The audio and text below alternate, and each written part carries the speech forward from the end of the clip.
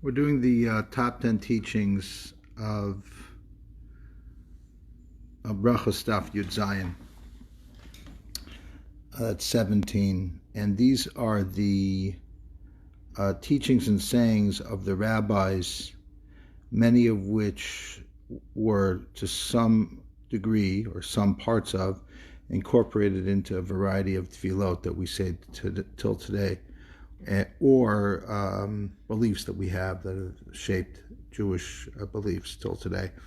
The first one is actually starting off on the bottom of Yud Tes Zayin Amud Beis, and it's in the name of Reb Safra. It says Basar Tzalosa Amar Hachi. After he would, at the end, the conclusion of his Amidah, he would say the following, right? So it's like after there's this kind of point at the end of the Amidah where you're allowed to add in your own words. Yehi Ratzon Mefenecha, Hashem Elokeinu, may it be your will, Hashem, our God. Shetasim Shalom B'Pamalya Shalmaila, that you should create peace in the heavenly realm, V'Pamalya Shalmata, and the earthly equivalent of that, because we know there's a correspondence between the heavenly powers and the earthly powers. So at the UN or at Davos, there should also be peace as well. Ubein atalmidim ha'oskim b'Torasecha, and between the students of Torah who are studying your Torah, there should also be peace. Bein oskin l'shma, bein oskin shelo l'shma, there should be peace between those who study the Torah for its own sake and those who study it without studying it for its own sake. V'chola oskin shelo l'shma, and those who are studying it not for its own sake, yehi ratzon shiyu oskin l'shma, may it be your will that their hearts should turn over for them to actually study it for its own sake. That's the prayer of Rav Safra. Now, who's Rav Safra? So, to tell you a little bit about Rav Safra, I relied on extensive quotations of teachings and stories of Rav Safra from the Shiurim of Rabbi Soloveitchik, brought down in Rishima Shiurim, written by my dear teacher and friend, Rabbi Herschel Reichman.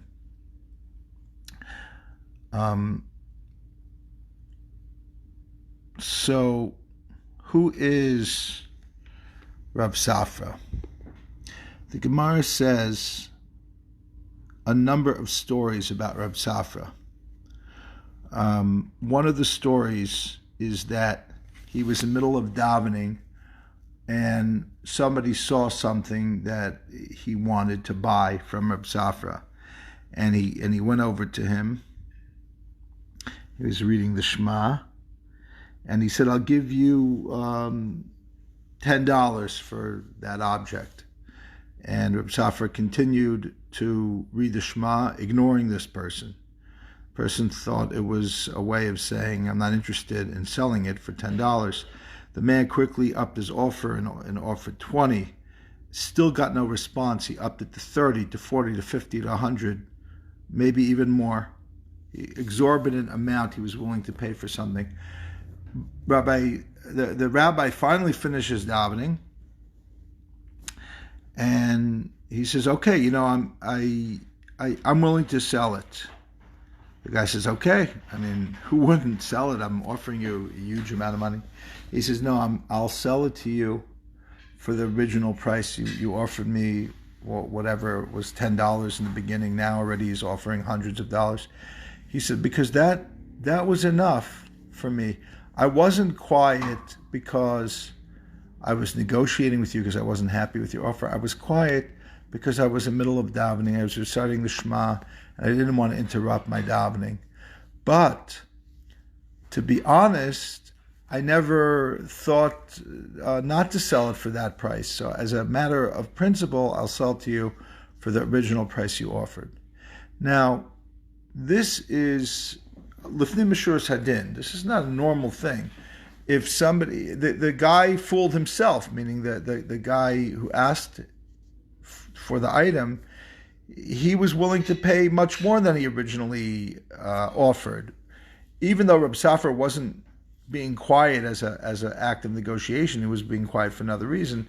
But Reb Safra went above and beyond. His honesty was not about just not lying, but it was about being truthful to himself. That's the essence of who Reb Safra is. Okay? So that makes sense why there's this emphasis on peace. Peace in heaven, peace on earth with the powerful beings, peace amongst the students, peace amongst the students who are learning with different motivations. So that's his purpose of Safra. That's what he's all about. Okay, so that's one story. Another story is he was traveling together with some other rabbis, and they encountered Mar Zutra, the son of Rabbi Nachman. And Mar Zutra said, he thought they had come out, like sometimes when a great rabbi is going to pay a visit, people come out to greet them. They travel outside of the city limits and have a welcoming party. So he thought they were specifically made an effort to welcome him and go out of their way to welcome him. But that wasn't the case. They just happened to encounter one another. And God forbid, in Reb Safra's mind, for this other rabbi to think highly of him when that wasn't really the case. So he said, he was polite about it. He said, no, we just happened to be here. Had we known that you were coming, we would have definitely come out to greet you. We would have gone even further. But I don't want to take credit for coming out to greet you because I didn't know you were arriving. His friends whispered to him, why are you saying that? You're making Marzutra, Breder Reb Nachman, feel bad. He felt so good. Why take away his feeling of feeling like he's being honored? And Reb Safra says, because for me, truth is more important. For him to be fooled into thinking that I'm doing something for him that I didn't intend to do, I'd rather be truthful and tell him that I just happened to be traveling than make him think highly of me, that he owes me a favor perhaps, taking credit. It's the opposite of so many people that we encounter, right? So many colleagues that most people have at work are the opposite. If somebody gives them credit for something they didn't really do, they say, oh, well, yeah, thank you. They acknowledge the credit as if, they pretend as if they did the thing. And here, Reb Safra is going out of his way to clarify, no, I didn't, that wasn't my intention. I happened to be here. I would have done it, but I didn't know, so don't give me the credit. So it's a very high level of truthfulness that Reb Safra embodies. Okay, so that's, because all of the prayers of all of these rabbis, they're related to who they are. They're connected to their kind of root of their soul and what they're about. So since Reb Safra is so into truth, his prayer is primarily focused on the truth. Then there's a lot to say about truth, but we are going to go on and continue with number 2 of the top 10 teachings on the daf. Okay. The second teaching of the top 10 teachings is Rabbi Alexandroi and his prayer. Let's see what the prayer of Rabbi Alexandroi is. So the Gemara continues on Yud Zayin, Amud Aleph, and Brachos. The Gemara says, Rabbi Alexandroi basar tzalosa amar hachi. At the end of the Shmon Esrei, before he would between the completion and the actual stepping away from the Shmon Esrei, right? There's that we say Elokai Nitzor, which is actually one of these rabbis. We pick from these what we say, but they used to be more personalized. You still can personalize them, but Rabbi Alexandroi's personalized prayer at the end of the Amidah of the Shmon Esrei was Basasosa Amar Hachi, he would say this. Yehi ratzon milfanecha, Hashem Elokeinu, shtamidenu b'keren ara. May it be your will in front of you, Hashem, our God, that I be stood in the corner of light. Val tamidenu b'keren chshecha, and don't let me stand in a dark corner. Val yadveh libenu, and don't let my heart be down. V'al yechshechu einenu, and don't let my eyes be darkened. Okay, so let's look at the amazing Marsha. Marsha was a commentary who has what we call the Chidushe Agados, an explanation of the Agadata. This is more Agadata. It's not the regular halachic emphasis of the Gemara. It's the Agadata, and a perfect place to look for explanations of this nature is in the Chidushe Halachas, or the Chidushe Agada of the Marsha. So, what does the Marsha say? The Marsha says, Rashi explains that the Zavias are right about the corner of the light. He explains the following. The Marsha explains that in exile we stand in a place of narrowness, that we're confined and sometimes oppressed, like being in a corner. There's no room. It's not like you're in an open space. Also, we're not by the window necessarily. So the corner, the window, especially in the olden days, they didn't have big windows. So a lot of the corners of the house could be very dark. So he was davening that La Yehudim Haisa Or B'Simcha, that even in the exile, when it looks like it could be dark, when it looks like things aren't necessarily going the way we would like them to go, we're asking for light. And one of the things that happens in the dark is that after a while, your eyes start adjusting to the dark. I mean, yes, it would be nice if you could just turn on the lights. Now we have electricity. So many of these metaphors are lost on so many of us. But I remember one time I was in, I was traveling, and I was in, it wasn't Yellowstone, it was someplace in Utah. And it was like really high elevation, and they said in the hotel, they said there's going to be a blackout tonight, and I was like, oh, that's not going to be good. They said, no, you don't understand the stars you're going to be able to see, right? So, and yeah, for a little while before it got cloudy, there was an amazing amount of stars. I could never see anything. My whole life in New York City, every night I could look up, and all the nights combined wouldn't come close to the stars that I saw, right? So that means that we have to be able to, in the dark, look for the stars. In the corners, ask for the light in the darkness. In other words, we're already in exile. There are going to be things that occur that are not the greatest, but let's illuminate those corners rather than just sitting in the dark. Let's let our eyes adjust. Let us look for the light, and that's a prayer of Rabbi Alexandre. There's another version of what his prayer is, and that's number 3, and that goes as follows.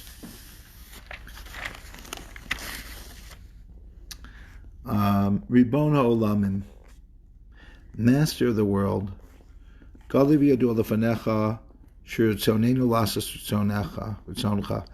it's revealed in front of you that our will is to do your will. Who is it that's holding us back? Sa'or Shibi Isa, Shibud Malchios. What's holding us back is the sourdough starter in the in us, so to speak. There's some chametz in us, right? The leavening agent that is our Yetzer Hara. We'll talk about what type of Yetzer Hara that is. This v'shibud malchus. And on the other hand, the other extreme, it's the oppression of being sometimes under the rule of an anti-Semitic government that happened often throughout Jewish history. May it be your will that we be saved from them. May we be returned to do your will, statutes of your will, b'leiv of shalom, with a complete heart. Let's look a little bit deeper into this concept of who is it that's holding us back. The Sa'or Shibi Isa, the leavening agent, and that turns the Yetzer Hara.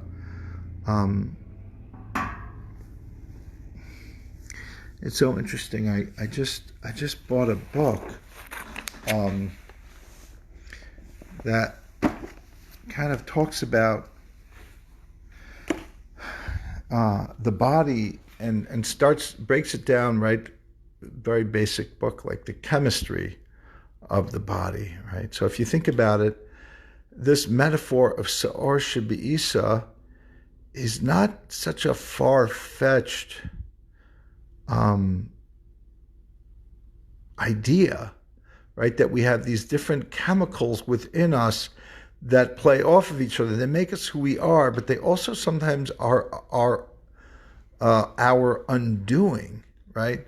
So that's why we have this amazing idea of Pesach.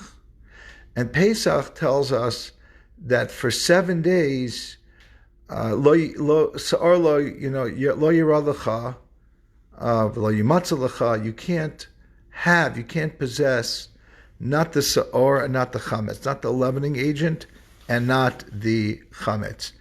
And why? It's kosher all year. Why all of a sudden is it not kosher? Okay. So the answer is any good rabbi will have already spoken about this a million times every Pesach. And I have. It doesn't make me a good rabbi, but I have.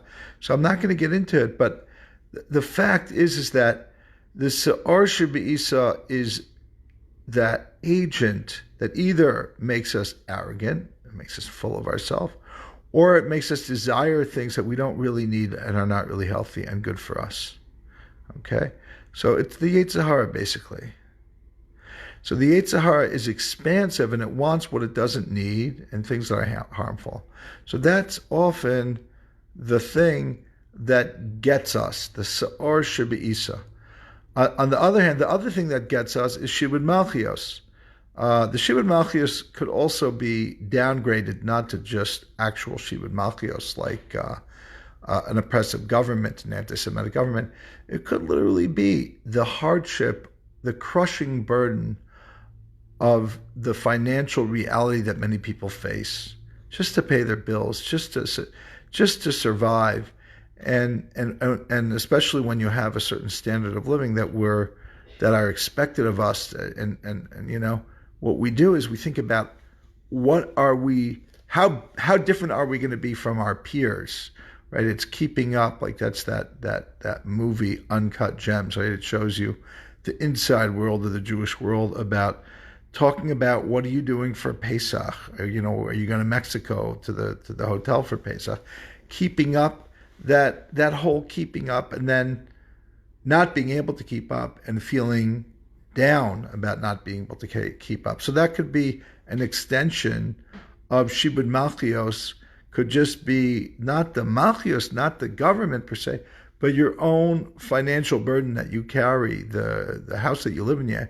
You know, you say, well, maybe I could go live in a teepee. Well, you can't really live in a teepee anymore. You live in Englewood. You live in Great Neck. It's you don't live in a mansion, but just a very simple house, and paying the tuition, the full tuition, even without anything extra, is a crushing financial burden. So those are the two elements that we're davening for. We're davening not to expand into the places that are not kosher. That's the Sa'or Shabba'isa. And we're also davening not to be crushed. We're davening for shleimus. We're davening for wholeness, for health.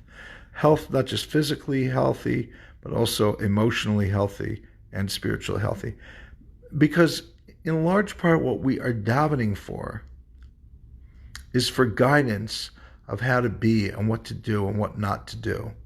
And reminders along the way, because a lot of times, for example, you see, we're talking about Laman Tizkiru, right? In order that you remember. Let's remember the hemshech, the continuity of the flow of the Gemara.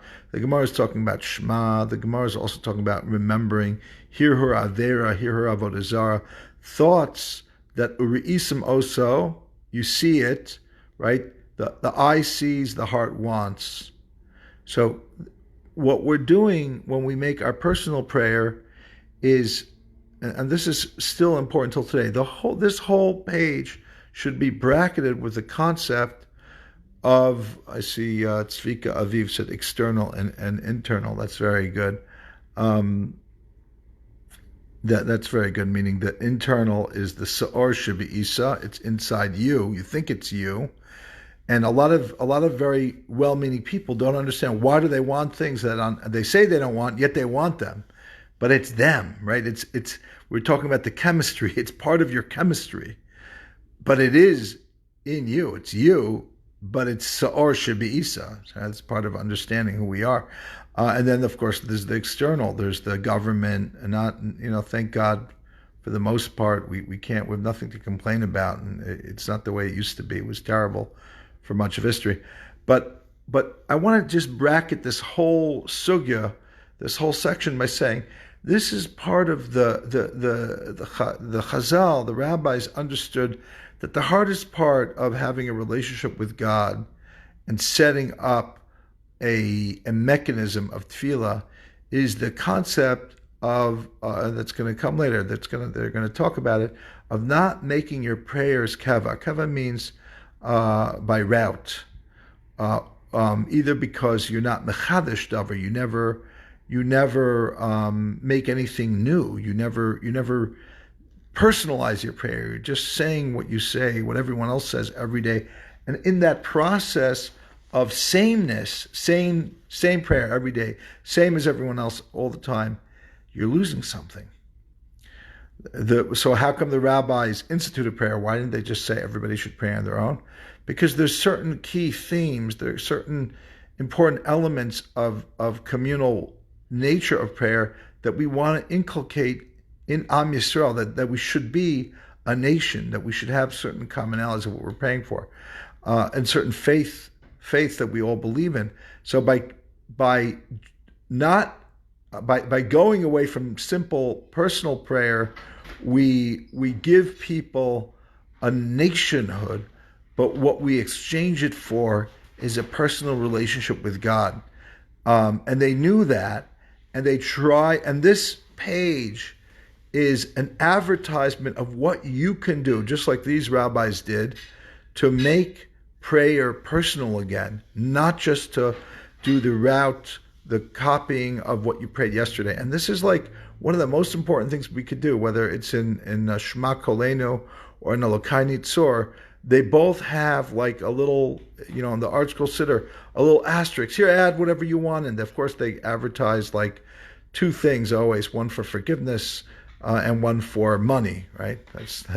That's kind of like an extension of what this tefillah is. Forgive me, God, because of the Sa'or Shabba'isa, and help me make a living because I can't pay my bills. Right? So that's a little bit about this daf. This daf in general it's a response to the problems of praying, having a set prayer, creating renewal, hischatros within the prayer. And these different rabbis found their own way to do it. Of course, what we did is we didn't actually do what they do. We just say what they say. We just take some of their prayers and we just make it part of what we say every day, instead of doing what they do, which is to make our prayers more personal.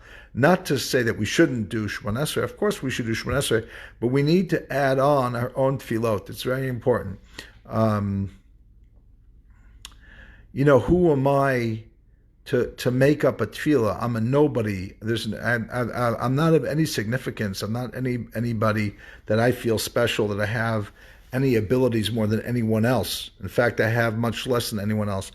So dafka, because I'm not anybody, I'm not chashuv, I want to show people the importance of making up your own tefillah, because it should be something that everyone should feel an achrayus to do, a responsibility to do, not just a if you want you could do it. No, your very soul is dependent on you having the ability to make up your own tefillah, because otherwise the Gemara warns your tefillah is going to get keva, it's going to get heavy, it's going to get habituation, which means, if you look it up, habituation means you're not inspired by it anymore. So we need to make our own tefillah, and this page is how the rabbis made their own tefillah. Okay, so that was number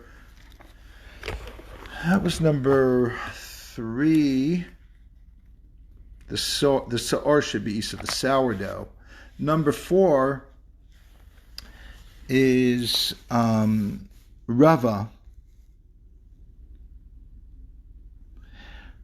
Basat Shlosa Amar Hachi. Rava would say after davening the following. Let me just put down this beautiful sefer here. So what would Rava say? Elokai ad shelo natzarti eini kadai.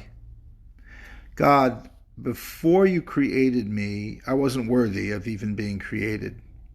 And we know there's a debate between Beis Hillel and Beis Shammai, because Beis Hillel says a person was worthy of being born, and Beis Shammai says a person is unworthy of being born.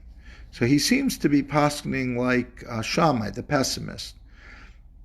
Okay, we'll get back to that. He may in part and may not totally. V'achshav, and now, meaning now that I do in fact exist, shenotzarti, ki'ilu lo natzarti. In a certain sense, I wasn't. It's as if I wasn't created. Now, what that means is, until today, there's a debate between those of faith and the agnostic, and particularly the atheist, which is my existence the same as my non-existence? Meaning, it's totally random, it's totally chance. That would be the atheist's view. And many religious Jews, like Rava says, I also have that view.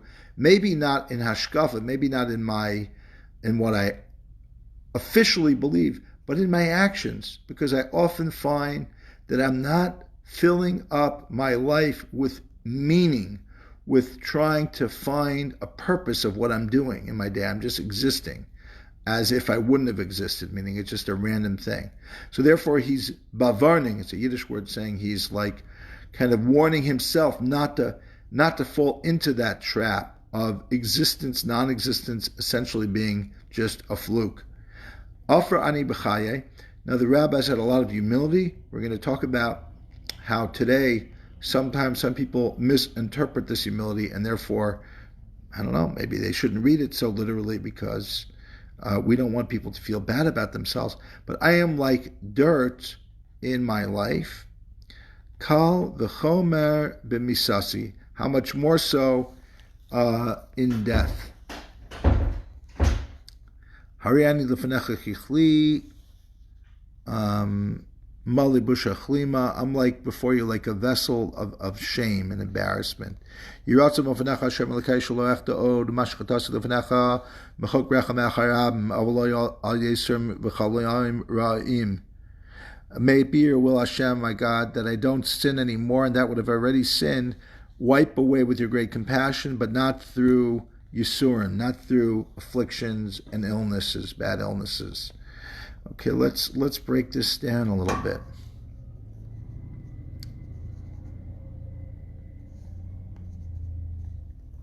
Okay, let's look in Rishima Shiurim, Rabbi Soloveitchik.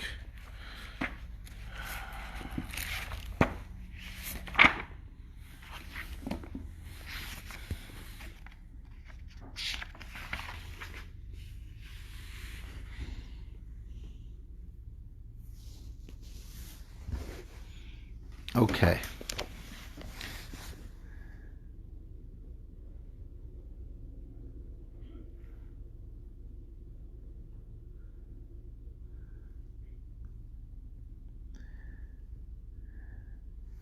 So if you look at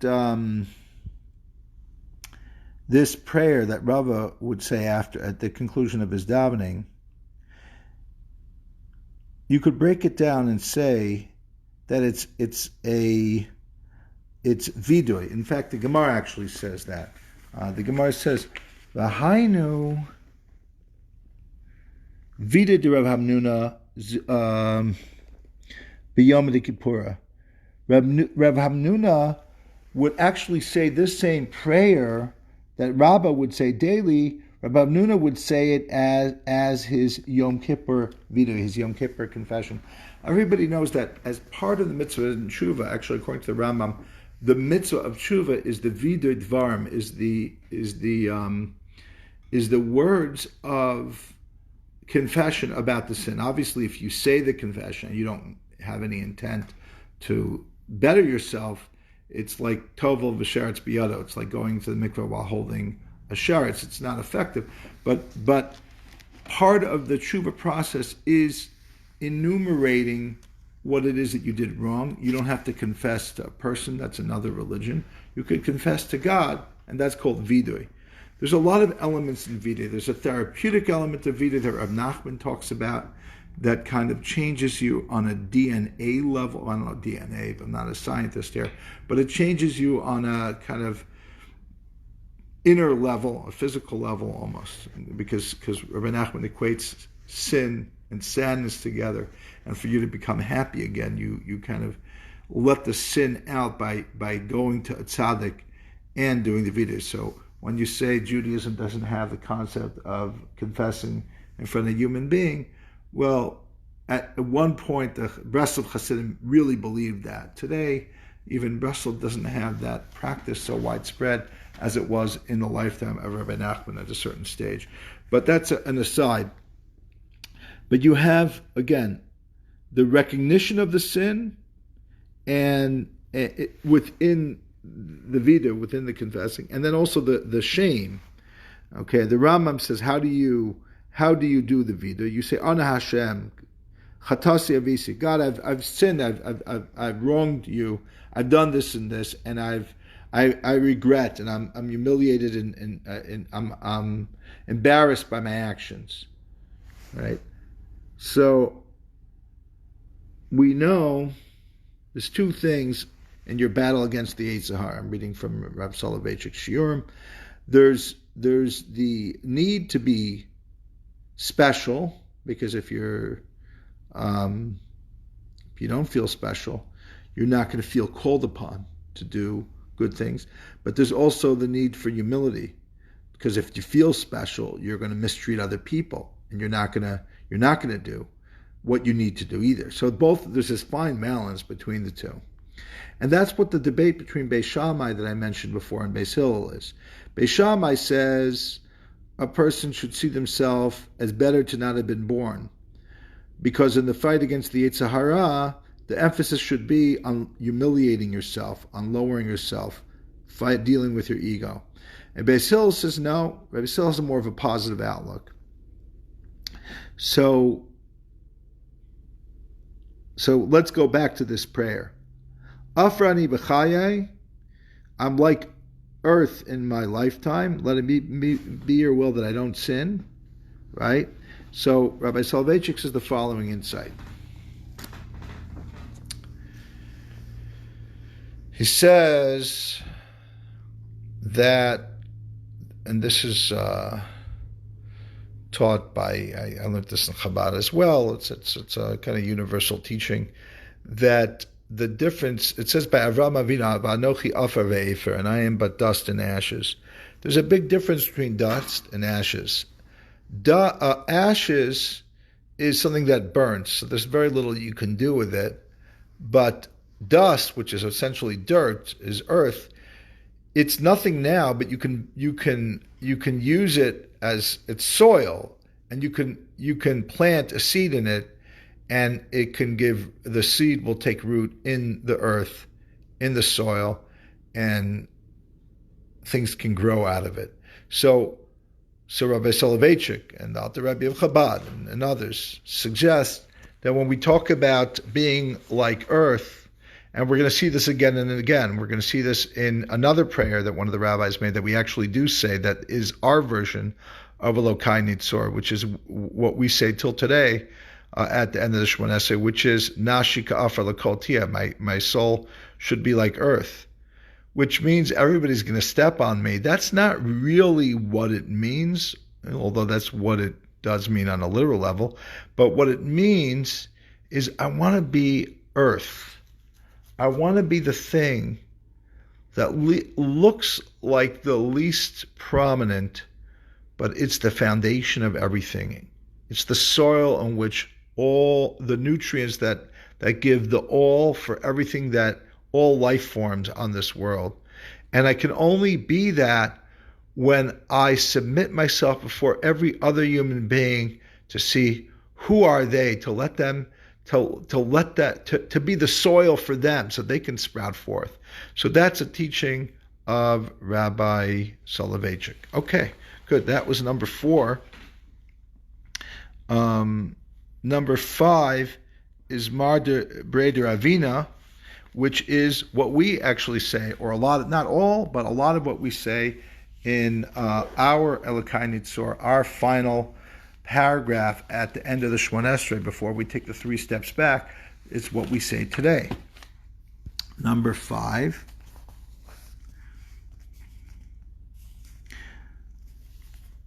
Mar Breder Avina ki havim Messiah Shlosa Amar Hachi. He would say the following: Elokai Nitzor l'shonei me'ra. God, help my tongue from speaking badly. Visvosai medaber mirma, and my lips from speaking deceit. Ulemakali nashi sidom, and those who curse me, let I be silent too. V'nashi ka'afar l'chol tia, and my soul, this is what I was just talking about, be like dirt to everyone. Very powerful. It sounds like a doormat. I don't want to be a doormat, but like I just interpreted it before, may my soul be like earth so that I let things grow out of it. And in my interactions with other people, let me see who they are so that things can become alive rather than just, dead. Psach libi b'sarasecha, open my heart in your Torah. U'v'mitzosecha tirdof nashi, and in your mitzvos let my soul run towards. V'satzileni mipegara, save me from bad encounters. Mi Yetzirah, from the Yetzirah. Some of this is in the Tfilas Haderech. U'mi'isha ra, from an evil woman. Umikol ra'o, it sounds like this was made by a man. It's interesting, I guess if you're a woman and you wanted to say this, you would just say, mi'ishra, from a bad man. Umikol ra'os hamisrakshos ba'olam, right? That's in the Tfilas Haderech. And all bad occurrences that happen. Whoever thinks badly of me, quickly undo their plot, right? Like that's the Utsu Eitz of Isufa, right? The Haman and Achashverosh, they had a plot. They kill kol machshavasam and ruin their thoughts. So it's interesting. On the one hand, it's saying, let me be like earth. On the other hand, it's saying, if somebody has a plot against me, undo that plot, ruin that plot. I don't want them to be able to actually hurt me. So perhaps you could say that, what do you mean? If you're going to it's a contradiction. You can't let people walk on you and not want them to plot against you. It's a contradiction if you take it at face value. Obviously, what it means is that there are sometimes people will say something that's slightly offensive. That doesn't mean that if they totally offend you, you have to forgive them, or if they hit you or steal from you, that you have to turn the other cheek. That's not what it means. It's clear from the end of this that the beginning doesn't mean literally to let people step on you. It just means there's an aspect of humility. I had a schus, such a powerful thing. I started a yeshiva, and in the Carlebach Shul, this this year, a month before the high holidays, and it's probably why I'm giving this Gemara shir right now, because in the first time since I was in yeshiva, 25 years ago, 26 years ago, I got into learning because of the yeshiva students, and I fell in love with Gemara and halacha again after so many years of just being a rabbi. A rabbi has to work. A rabbi isn't just learning. A rabbi is mostly working on events, working on community activism, working on dealing with life cycle things, with membership and administrative things, and so on and so forth. So I'm back in the saddle, so to speak, in learning, and it's amazing. It's amazing. And a man who has a son, almost my son's age, and they went to the same school.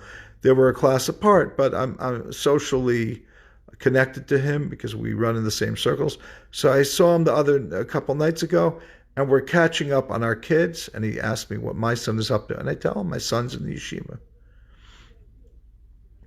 My son's in another yeshiva as well, but I'm like, my whole life I wanted my son to be in my yeshiva. I had to wait till now. I couldn't make a high school, this and that. And I don't want to brag, but this yeshiva that I have is maybe the best yeshiva in America right now. And that I heard this actually from one of the Gedolim who came and gave some shiurim there, who told me that. So I'm bragging. It's one of the best in America right now. You have to have smicha to come into this yeshiva. It's a very high level. We're training. It's like a yeshiva that we're doing shimush. But anyway, the point I wanted to make is, so I'm speaking to this guy about his son and my son.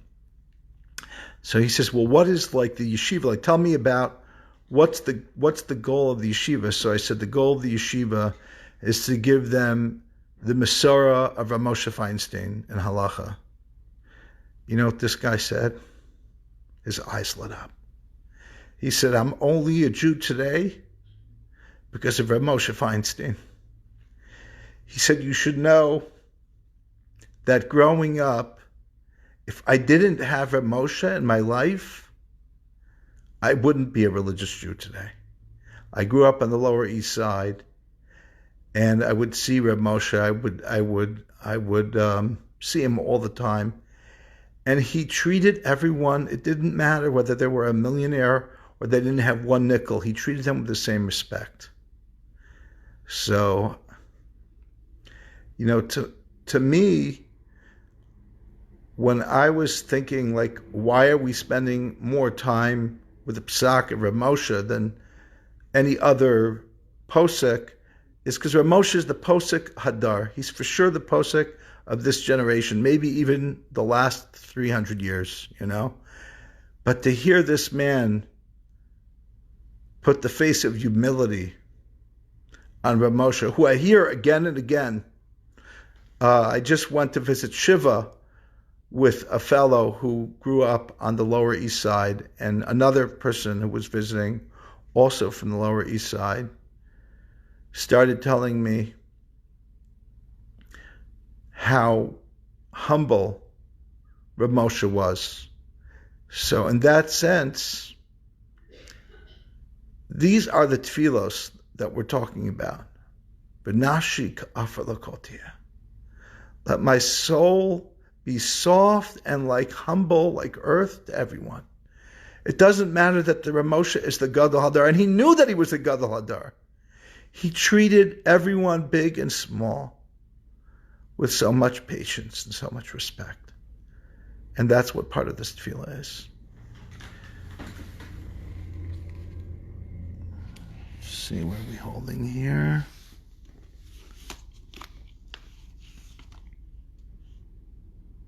Number 6. Rab Sheshes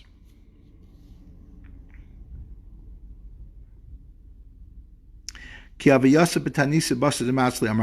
is what Reb Sheshes would say after he would fast.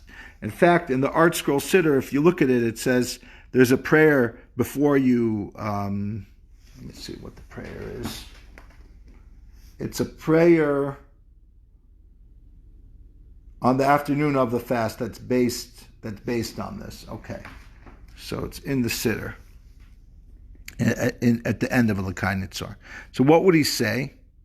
Ribono olamim gali lefanecha bisman shebeis hamikdash kayim adam chotem makib karban. It's clear in front of you that in the time of the Beis Hamikdash, a person would sin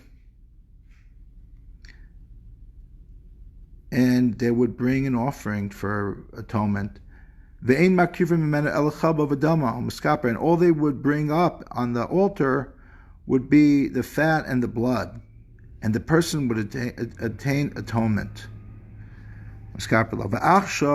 Now, I sat in fasting, and I lessened my fat and my blood because of my fast. May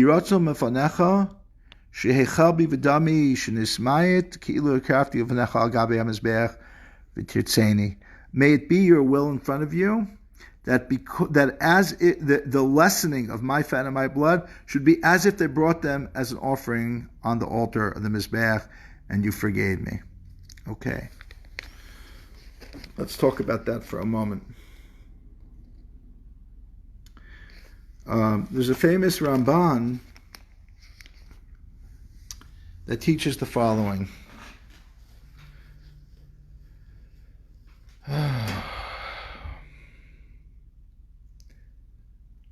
When a person does a sin, we said before, what's making us sin? The Sa'ar Shabi'isa, the leavening agent, the Yetzer Hara. But there's another way of putting that. A person is like an animal. Many scientists today are very frank when they talk about the human being. The human being might be it is the most intelligent animal, but it's just that it's an animal. So what that means then is that if we're just an animal and we act like an animal and we don't act with discretion, then we need major kapara, then we need major atonement for just acting like an animal. So what do? We take an actual animal and we say we recognize that the animal in me made me, because I didn't exert enough pressure against it, act inappropriately, to act like an animal. So I'm bringing an actual animal, and this is in the place of my animal. And that's how the Ramban explains the effect of why a carbon is effective. Okay? So what that then means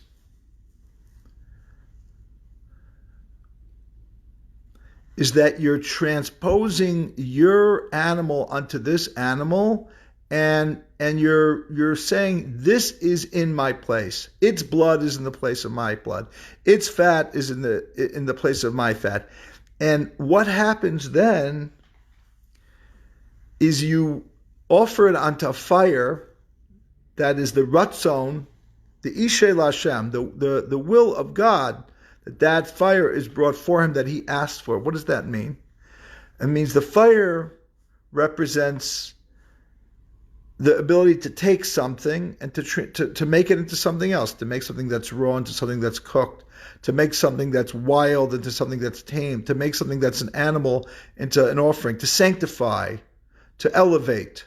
So what you're doing to the carbon, to the hakrava, both to the blood and the parts of the animal that you're offering on the mizbeach, is you're doing this transformation as if it is to your own Yetzer Hara, to your own body. Rabbi Nachman explains the following in terms of fasting. It goes along with this Gemara. Rabbi Nachman has this obsession with time, that you can always go back in time. Go back in time to before you sin. Go back in time to before there was time. In other words, when I'm living in time, I define myself by my actions that happen within the time frame of the time. So he says, as we fast, the longer we fast, the more we're pulling on where we were, our resources, our physical resources, before the sin.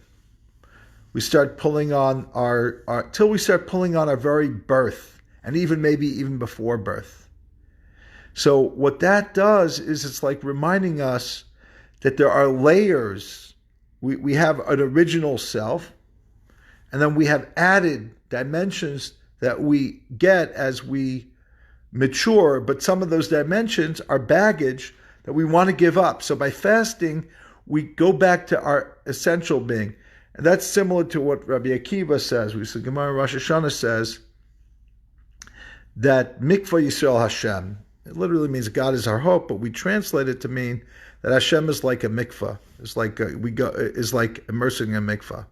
Ma mikvah mitar, Avakadosh Baruch Hu mitar is Yisrael. Just like a mikvah makes somebody who's impure pure, also the Holy One, blessed be He, purifies Israel. Levi Yitzchak of Radishev explains, how does that work? He says, water doesn't have colors. An Aveira is like a garment or like a color, an additive that changes the essential nature of the thing and makes it look differently. But when you go into the mikvah, what it does is it takes away, it goes back to the source. It's like going back to before the chait, before the color, before the Yetzer Hara got to you. And when you do that, you're able to release the Yetzer Hara.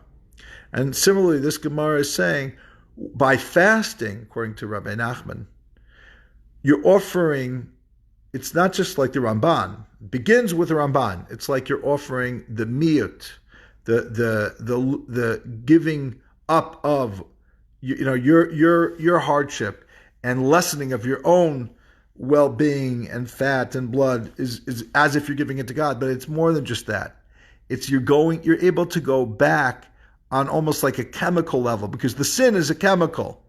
The sin comes out of a chemical. It's Sor Shebeisa. And how do you undo the sin? Almost on a chemical level, you kind of like recalibrate your essence of who you are. And that again is connected to the idea of the vidui, of the confession in Breslov and Rabbi Nachman, that says the vidui itself, speaking the words. That's why a lot of people, if they don't have a friend to speak about their life, there's a very big component of tsar, of pain that they're holding things in. Everyone needs a friend to be able to talk to be able to share how they're feeling. And this idea is because there's a psychological element of the kapara that needs to take place. It's like that talk therapy that needs to take place, a carbon therapy that needs to take place, a fast therapy that needs to take place, that alters the kind of physicality of the chait and helps the person reset themselves. Of course, it's not magic, and you could fast on Yom Kippur and Tisha B'Av and Asar B'Tevis, and you could bahab and add and everything. You still have a Yetzer Hara. You still have to work on yourself. But this is a concept that these. I always give over something in the name of my great uncle's father, the Mashgiach in Mir, Reb Yerucham Levavitz. My great aunt, that's Rabbi Elichaim and Shlomo, had a sister, Linala, Tante Linala, we'd call her, right? So she married Reb Simcha Zissel Levavitz, the son of Rabbi Yerucham. Rabbi Yerucham was the mashgiach between World War I and World War II in the Mir Yeshiva. Now the Mir Yeshiva is the biggest yeshiva in the world. It was always a very chashuva institution. So, he says something like this. I don't know if he says this exactly, but I got this idea from him, from one of his svarim. He says, what's the problem why so many people learn Torah and they do mitzvahs, and you don't find that they're matzliach in refining themselves as human beings? They're still struggling, just almost like anyone else on the street who doesn't learn Torah and mitzvahs. Doesn't make any sense. So the Heilige Mashgiach of Mir, of Yerucham, says the following. He says, imagine I go into a drugstore and I just randomly start popping pills. Do you think that the fact that I just went alphabetically through the medicine aisle and took whatever was there, that's going to heal me? He says, no. Torah is medicine, but by its very definition, there's so many ailments and there's so many specific types of medicine within the Torah, and we're not treating our ailments with the right part of the Torah. That's the challenge we have. So that means these Gemaras, the uftu of these Gemaras, is they're giving us advice, not just like do Torah, do mitzvahs. We all know to do Torah and to do mitzvahs, but what part of Torah and which mitzvah should be misakin, should fix what part of what I'm struggling with. So these Chachamim, on Daf Yud Zayin, by them giving over what they davened about, they were helping us understand what they were struggling with and what they needed either kapara for, on a tainus, what they were davening for on a regular day, what was their medicine in Torah. The saying Chalkeinu b'Sarasecha HaKadosh Baruch Hu give us our chelik in Torah means where are we vis-a-vis what we need to go through, the advice we need from HaKadosh Baruch Hu. Show it to us in the Torah. The Torah is very big. It's bigger than a drugstore. So let us get the right thing. So that's number 6. Number 7 is Margala B'Pum. This is Margala B'Pumayu, the Rabbana D'Yavna. Before we were saying tefillos that were either said every day or at a fast day. Here are just common sayings that they would say all the time. It was almost like a tefillah. It's what do we call today? A mantra, Ani Barya v'chaveri Barya. I'm a creature. I'm a created person, and my chaver is also created. Ani malachti be'ir. I work in the city. V'hu malachti basada. He works in the field. Ani mashkim malachti. I get up and I do my malacha. It's talking about a Talmud Chacham who's looking at a regular person who Stamas and Amarts, he's working in the field. He's not sitting and learning. But it's both. We'll see that the pshat is going to be. On the one hand, you have to be happy. The Talmud Chacham has to be happy that he's able to learn Torah. On the other hand, he can't really have gaiva be'etzem that he's better than this regular guy. Ani mashkin l'mlachti. I get up. Who mashkin l'mlachto? He gets up. Kashem shuhu ein misgader b'malachti. Kach ani ein misgader b'malachti. He's not looking to do what I'm doing. I'm not looking to do what he's doing. I can't say the same. I'm not a Talmud Chacham. That must be why I'm always looking at what other people are doing. So maybe I should be. I have these fantasies. Maybe I should try this. I should try that. I don't have them for more than 5 minutes, but I have them, But a real Talmud Chacham is happy to sit and learn. Doesn't need to have fantasies of doing something else. V'shem ataymar ani mar b'vu ma'amit. Maybe saying, well, the reason why, this is how some of the Mefarshim explain it, the reason why he doesn't want to sit and learn is because, he wouldn't have the time to learn, and I do. Or I'm smarter and he's not, so he's not going to get so much. Don't say that, because that's not a good enough reason. It's not about the quantity or even about how much learning, and then even not about how smart you are. It's about your kavanas alev. It's about where your heart is. So it doesn't. Don't say that guy wouldn't be matzliach anyway. It's not about that. It's just he's not. But because learning is about kavana, meaning it's about where your heart is. Okay, so let's see. So the vart there I just wanted to share is that be'etzem, I think it's I don't remember who it was. I saw it and it was the Marsha. Let's see what he says here.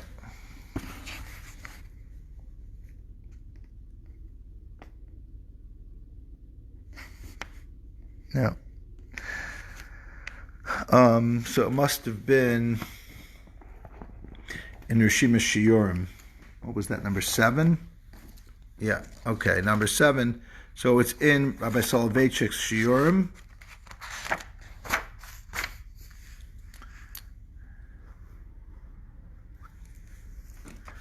So he brings down Rashi. It just says kind of what I was saying. Then he says something else.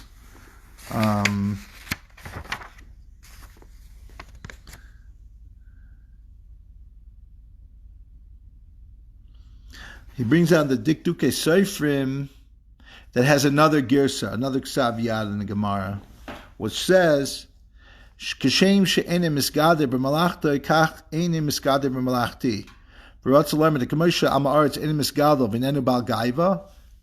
Just like an Amaretz, he's working in the field. He's not arrogant about it. So too, a scholar, a Torah scholar, has to be careful not to be arrogant about what he's doing, or to hold himself special, because he's a scholar. This teaching was specifically said by the rabbis of Yavna. Why? Yavna was a great center of Torah. After the destruction of the temple. They had to warn each other not to become arrogant. Even though there is a mitzvah to honor scholars, it's important that the scholar himself has to be humble. Okay, and he equates that with there's a thing by a melech that a melech shouldn't be arrogant, right? The melech has power, even not just the Talmid Chacham has knowledge. The melech has power, but we say levilti rom levavim me'achiv. Certain things he shouldn't do in order not to become too elevated in his own heart over his brethren. And the Chazal say man malka rabban, who are the kings, the rabbis. So it's Hazar Miyuchedes. It's interesting because one of the big fights between Hasidim and Misnagdim is these Gemaras that say that you have to honor Talmid Chacham. The Hasidim thought that the Misnagdim were taking it too literally. They were demanding too much honor. And they felt that if you're going to demand honor for a Talmid Chacham, even though there's a makar for it in the Gemara and Halacha, but there's a fear that the gaiva is going to get to the Talmid Chacham, the Talmid Chacham is going to become a Baal Gaiva. So that was one of the arguments that the Baal Shem Tov had. He was not popular when he put down. He used to say that a Baal Gaiva Talmid Chacham is worse than a Ma'aretz that's an Anav. So it's actually, according to Dikduke Seifrim, brought down in Rishim Shiurim, there's a girsa that's what this Gemara is saying, not exactly what the Baal Shem Tov was saying, but that a Talmid Chacham has to dafka learn from an Am Haaretz, that even though we're supposed to give honor to a Talmid Chacham, but in his own heart, the Talmid Chacham shouldn't feel gaiva. That was number 7. Number 8 is Margala Bapume de Rava, a saying that it was on the lips of Rava all the time. Tachlis Chachma Tshuva Maisim Taivim. That's the shortest one of the day. The purpose of wisdom is repentance and good deeds. It's interesting because a little while ago we were asking a academic if we have a program, what would be a way to there's an intellectual component of the program. How would we attract other academics? And this professor said, don't put the word spiritual or uplifting or inspiring, because an academic is not coming to be inspired or to be spiritual. Another academic that I went to hear a lecture, brilliant lady, one of the top students of Gershon Shalom. And then she was talking about one of her colleagues who started meditating, and she's like, "Ay, Nabach, we lost him." Meaning, like, in her mind, once the person starts practicing the things that they're teaching, they're no longer like a kosher academic, because they're biased. They're involved in it as a practice. But the Gemara says that tachlis of chachma is tshuva and ma'asim tovim. It's the opposite of the academic world. Academic world is about just inquiry in and of itself. Unfortunately, in the name of Torah, some people who learn Torah also like academically learning, meaning because we know that Torah is beyond even a Maisa Hasher Yasin. It's not just about knowing the halacha, but some people have just made it a point to always learn and steig in learning, but they don't necessarily feel like there's a tachlis in terms of tshuva and ma'asim tovim. So the Gemara is reminding us back to the basics. You have to learn. You have to have wisdom, but the tachlis of the wisdom is tshuva and ma'asim tovim.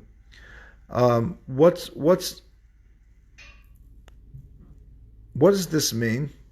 Can't you do ma'asim tovim? You don't need to be a chacham to do, for example, ma'asim tovim. But the answer is that the more chachma you have, the more tshuva you have, which means you're able to do tshuva on a deeper level, because tshuva is about returning to your like highest potential in your divine soul, so to speak, that your highest potential. So the more chachma you have, the more you're able to realize that and recognize that. So that's number 8. Number 9 is Margala B'Puma de Rav. This was on the lips of Rav all the time. Olam haba ein b'lei achila v'lei shtia v'lei peri v'rivya. The coming world, Olam haba, doesn't have eating and drinking, not procreation. Sorry, people waiting for virgins over there. That's not happening. V'lo masa umatin, and not business. Sorry, people are looking forward for eternity of business. V'loi kina, v'loi sina, v'loi sachris. No jealousy or hatred and fighting. Rather, that tzaddikim are sitting and their crowns are on their head. And they're benefiting from the radiance of Hashem's divine presence. Shenamar, as it quotes a pasuk. Okay, so that's number 9. Let's see, Shima Shiurim says a little something on that.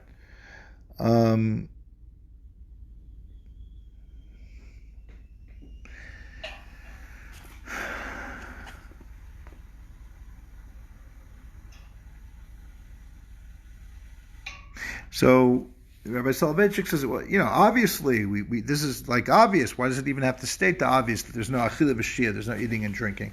Well, first of all, maybe it isn't obvious to everyone, but let's assume it is. So let's just go to the answer. It could be that the chiddush is that even in in this world, there's already a level of the next world. Right? We say in this world, it's even better if you do tshuva, if you learn Torah and do ma'asim tovim in this world, even for a moment or an hour, depending on how you translate a shah. It's let's say an hour of tshuva ma'asim tovim in this world is better than all of the afterlife. That's a mission in Pirkei Avos. So I would say perhaps the olam haba that's within this world is greater than the actual olam haba, because of that Mishnah, right? Because in this world you could do mitzvahs and ma'asim tovim and go, who knows how high you can go. In olam haba you are where you are. Rav is being mechadesh she'af ba'olam hazeh efshel lahanas mesiv hashchina l'tom mechayim olam haba. That even in this world you could already taste the radiance of the Shekhinah and taste the world to come. Let me explain this and give it over in a more what I've learned in Chassidus through Nesiva Shalom and other places. It's really miyusad on the Rambam, believe it or not. So I'm not surprised to see Rabbi Soloveitchik talking about it.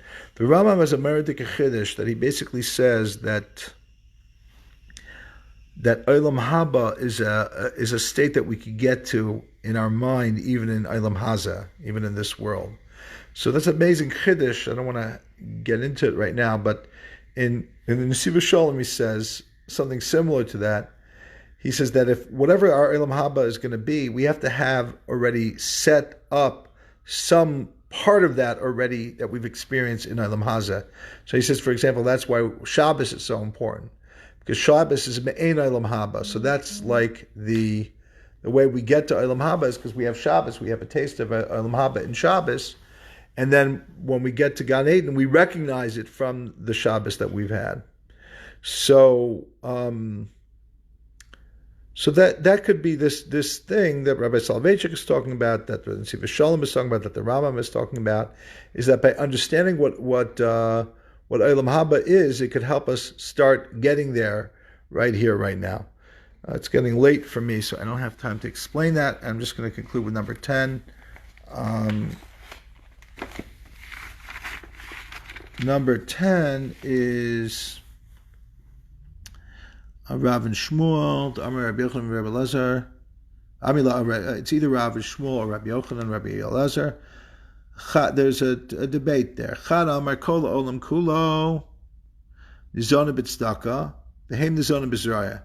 The whole world is getting charity because of these tzaddikim, but they have to forcibly take what they need.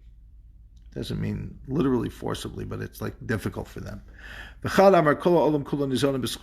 other opinion is that the whole world is supported because of the schus of these tzaddikim. I guess the first opinion is Nizayin b'tzedakah must mean that it's not even in the schus of the tzaddikim. It's just that they don't deserve it. They're just getting tzedakah. Meaning, when you see a billionaire or a millionaire, or just a guy eking out a living, none of them deserve any of it. Here's the problem today. We have Bernie Sanders trying to create you have Trump on the one hand creating tension on one area, and Sanders creating tension in another area, right? They're both troublemakers. I wish we didn't have the politics that we have today.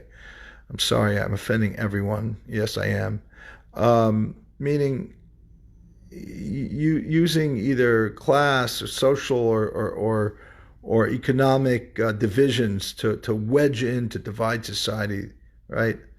The truth is, Chazal make their own wedge. Their wedge is between tzaddikim and everyone else. And tzaddikim, either they're getting, the rest of the world is getting bechinas tzedakah. They deserve it. No, they're getting, Hashem is giving them tzedakah. Or they're getting it in the schus of the tzaddikim. In other words, what does that mean? It means that you think this guy, Jeff Bezos, he somehow really deserves to be the world's wealthiest person? I'm not saying he's a ganif. I'm not saying that. I'm not saying I want to take away his money. I'm not saying that. It's kosher, it's legal. I'm assuming it is. I don't know if, I have no reason to question him more than anyone else, more than somebody who makes $50,000 a year. Yes, there's more money there, so whatever. But be'etzem, meaning in essence, everybody has what they have. You could steal $1, you could steal $1 billion, or you could not steal $1 billion and you could not steal $1. So I'm not going to start casting aspersions on the billionaires over the regular people. But everyone has a side to them, which is, it's just, this is a mikra, meaning it's a kol b'yedei shemaim. It's really in God's hands. The mazel that this person had, and he was here, and this is what he invested in, and this is what he did. Okay, a little bit of hard work, but a lot of luck. I think I saw a title of a book that people who work harder are more lucky. Maybe there's something to that. Okay, but there's a lot of mazels. There's a lot of tzedakah going in over here, or a lot of schusim. So that's what we're saying.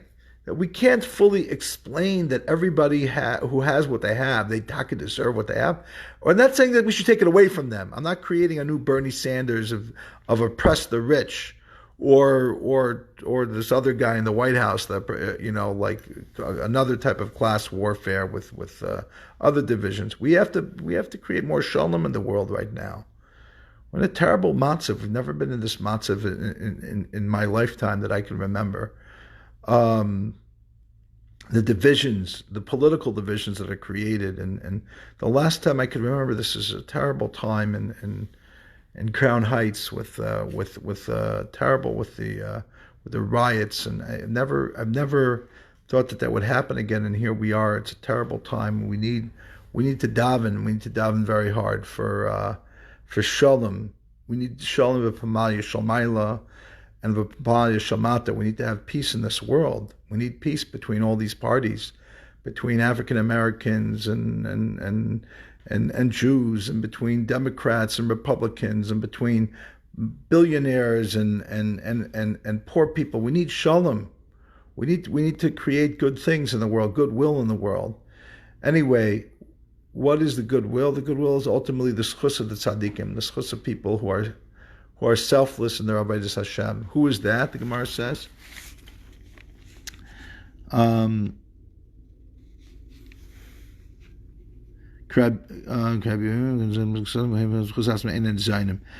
Yehuda Marav Rav Yehuda Marav B'chol Yom V'Yom Baskal Niyotzis Mahar Chayev V'Imeres Kol Ha'Elim Kulin Yizonim B'Shul Chanina B'nei.